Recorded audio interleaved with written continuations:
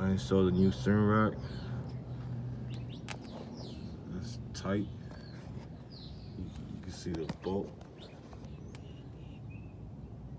No space. Bolt is like tight right there. I put some C's oil, whatever that thing is, lubricant, so it won't be stuck when rain goes on it, water goes on it. The other bolt is right. Where's the other bolt? See a piece of paper right there. That's the other bolt.